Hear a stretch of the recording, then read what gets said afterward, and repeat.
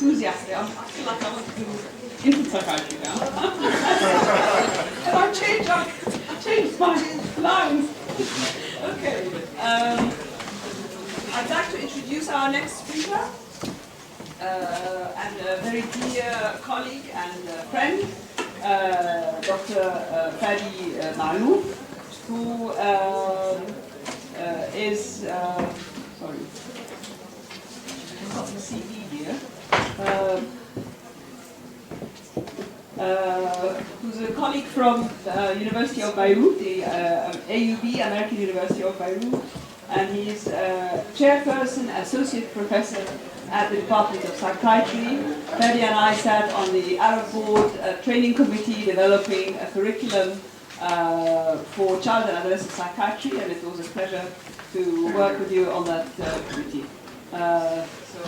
Thank you, Dr. Sama. Thank you, Dr. Mustafa, Dr. Saad, and Dr. Sharif for the invitation, organization, and your warm welcome.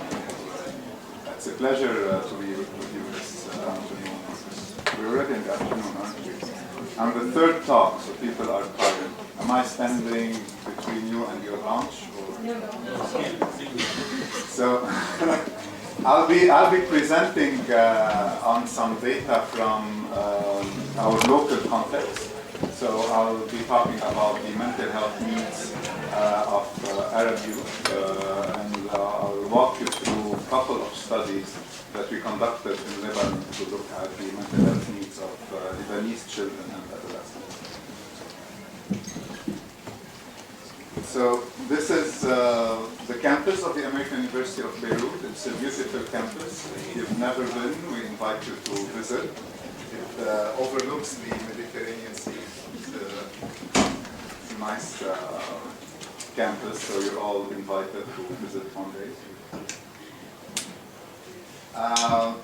So this is a slide to show you that,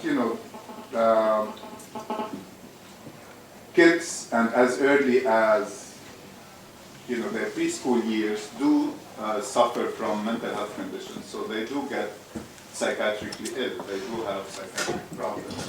And this is younger than 5, and this is where anxiety disorders start, and then you have disruptive behavior disorders, and you have substance depressive disorders and substance use disorders, and then adolescence is around the time where these disorders peak. So for those of us who haven't seen children in their clinical practice, this may help you appreciate that kids do get mental health conditions as early as their preschool or even toddler years. These are the top 10 causes of disability, years with disability in our region, in the MENA region. Guess what? Mental health conditions are among the top 10 causes of disability in Lebanon and in Egypt. So this is Egypt here, MDD for depression, anxiety, and Lebanon is the other. The MDD is here and anxiety is here, second and fourth, and here it's fourth and seventh. Focusing on children specifically, you have depression and anxiety also among the top 10 causes, but you have depression as a leading cause of disability. It's the #1 cause of disability in youth, older adolescents, and young adults. So it's really the #1 cause. Now, if we look at causes of, not causes, the burden per condition per country, so focusing on Egypt here and Lebanon here, you see that these are the DALIs, which is the burden of mental conditions in general. You have depressive disorder, which is the light pink, is the most burdensome. It's followed by bipolar disorder, and then conduct and intellectual disability in green. So depression seems to be across the board, and these are all the MENA countries. Depression, which is in the light pink, light purple, seems to be the most burdensome when it comes to burden of mental conditions. And here another pie chart to show you that depression here is the number one reason. Now, if you want to look at the prevalence of psychiatric disorders, it's interesting. I was browsing, Google, and I put, prevalence of psychiatric disorders in Egypt, and then I got this article: 25% of Egyptians suffer from mental health conditions. And then I was doing the same thing about Lebanon, and then I find this article in Arabic which says 25% of adolescents in Beirut suffer from mental health conditions. And it happens here that I were covering our own study, which I will present shortly. So, it seems like 1 out of 4 is where we stand, whether it's in Egypt or in Lebanon. So, the two studies that I'd like to walk you through are, one was conducted in Beirut. It is the Beirut, we call it BaySci, but basically it's the Beirut Epidemiological Investigation of the Psychiatric Status of Youth. And another study, we call it PALS. We like acronyms, and PALS is a nice acronym, but it's basically looking at psychopathology in adolescents in Lebanon. The first study was completed in 2012. And the findings were published. The second study we completed last year, and we're in the process of analyzing the data. So I'll present to you some preliminary data from our preliminary analysis. The BaySci was conducted in 2012. It was an in-depth interview of a randomly selected sample of families from the greater Beirut area. 510 families of adolescents. It was in-depth interview with the adolescent and with the parent using the Dawba in Arabic. And as you know, the Dawba is a diagnostic interview. So after the interviews were done, a psychiatrist and a clinical psychologist actually reviewed the interview and either refuted or confirmed the diagnoses that were automatically generated by the actual instrument. So, and what we found was, again, 1 out of 4, 26% of our adolescents were suffering from at least one psychiatric disorder. And this was slightly higher than what you see in the pooled worldwide data, which is around 21%. And this is how the disorders actually were represented. So you have anxiety disorders were the highest at 13%, followed by ADHD, but then you have mood, conduct, and autism. Anxiety was at 13%, and it's slightly higher than what you would see elsewhere in the world. And we thought that this may be because of the ongoing, situation of uncertainty and conflict that these adolescents and their families were going through. But what was interesting was to look at what puts these kids at higher risk. And these here are correlates that emerged as risk factors for psychiatric disorders in this population.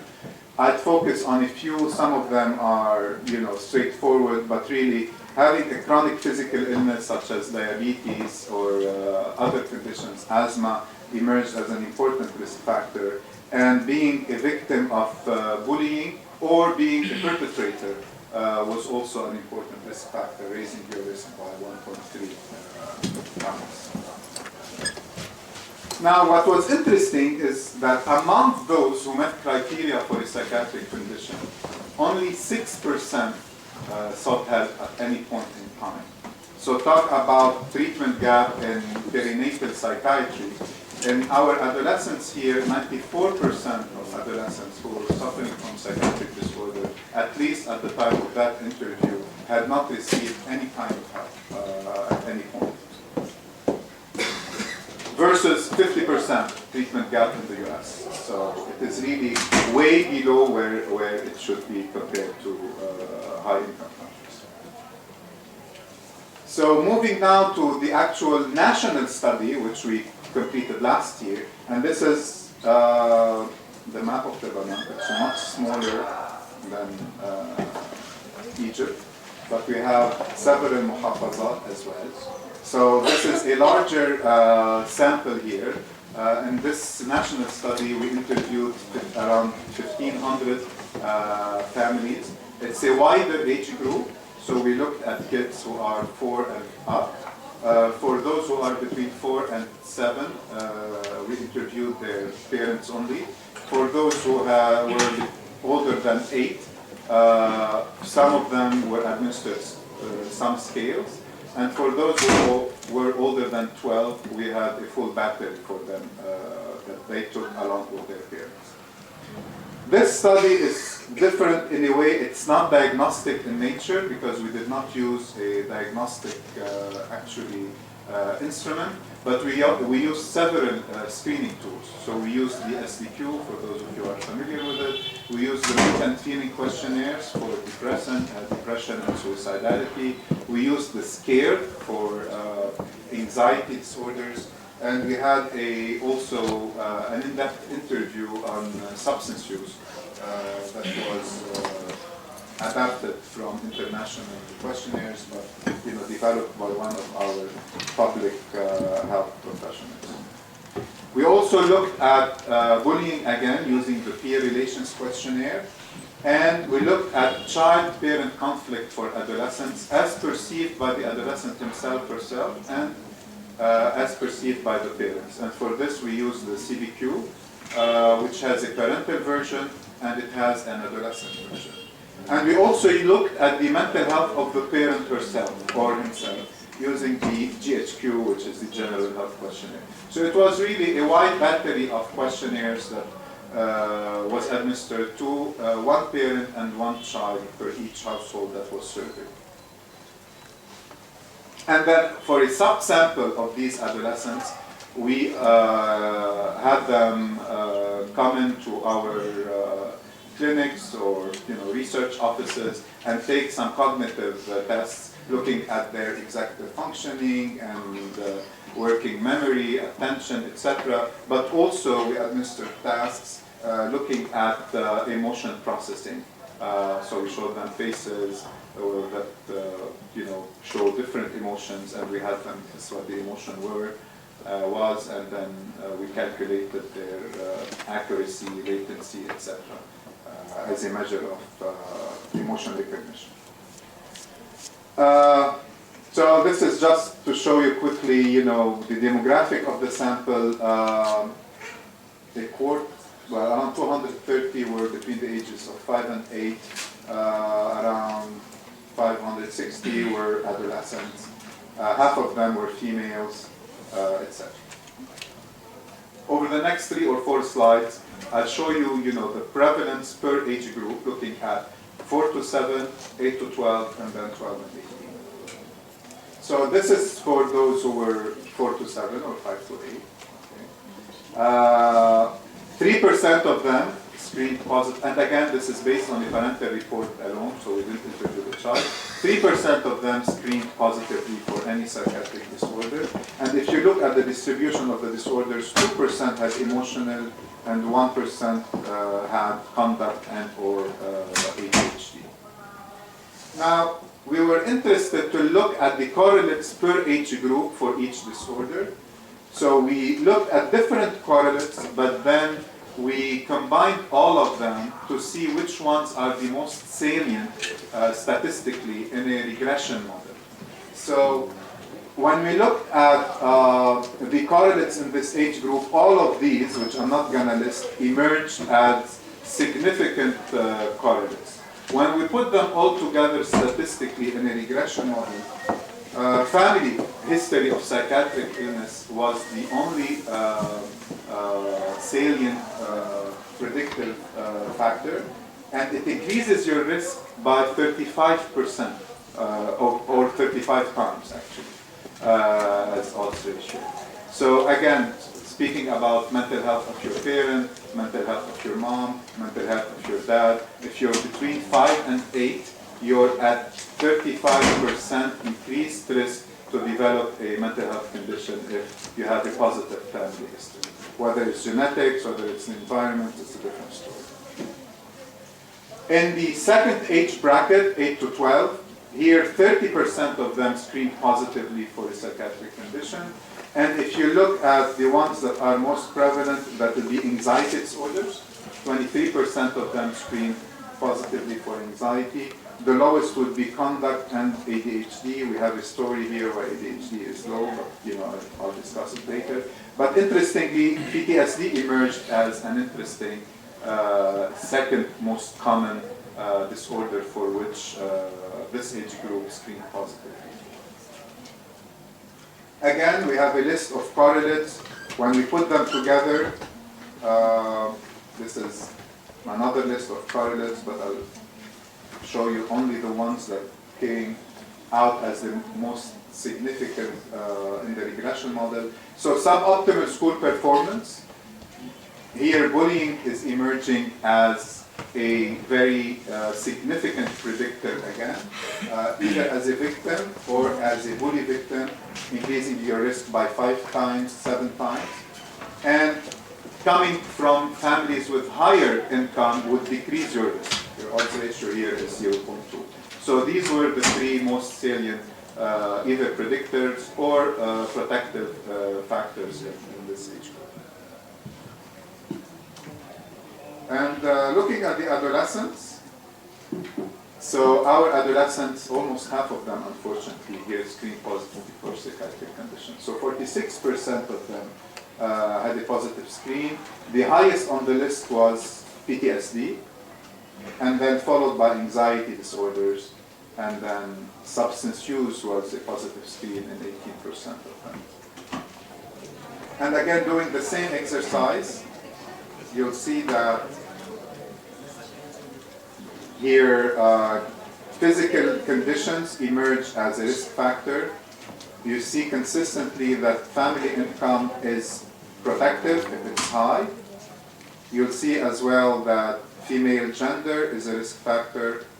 The older you are as an adolescent, the higher your risk is. School performance, if you're not doing well at school, you're 3.6 times more likely to screen positively. And then bullying continues to be a consistent theme when it comes to risk factors for this age group. So zooming in on bullying, and I'll show you 2 or 3 slides here. When we look at the prevalence of bullying, around 30%, 25 to 30% of our sample size, of our sample was involved in bullying. And here we're looking at primarily older kids and adolescents. 30% compared to the Global Health Survey of the WHO. When you look at the data from the MENA region in Jordan, I'm not sure about Egypt, but in Jordan, Palestine, etc., it's around 1/3 of the kids get involved in bullying. And this is these are the different types. For example, if you look at among the victims of bullying, they were most commonly reporting getting picked on by others, followed by getting called names by others. And if you look at findings among the bullies, the most common way of bullying others was, liking to make others scared, the most likely reason. I like to make others scared of me. I'm part of a group that goes around and teases others. So really, physical bullying was much less. Now I have a disclaimer to make here that this survey or this specific questionnaire that we used did not inquire about cyberbullying. It was primarily relational, emotional, and physical bullying.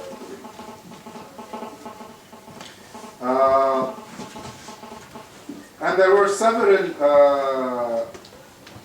correlates associated with bullying. I think the most significant ones that I would like to report are the psychiatric correlates. So being a victim of bullying was associated with increased risk for suicidal ideation and increased risk for anxiety, in addition of having a history of trauma,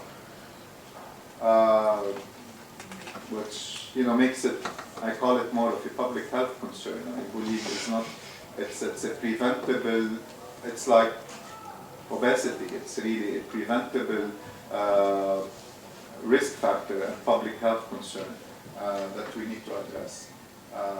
Because it does, we haven't looked at completed suicide, but increases your risk for suicide, which makes it potentially lethal. And we hear on the news that some people have actually either attempted or unfortunately succeeded in killing themselves.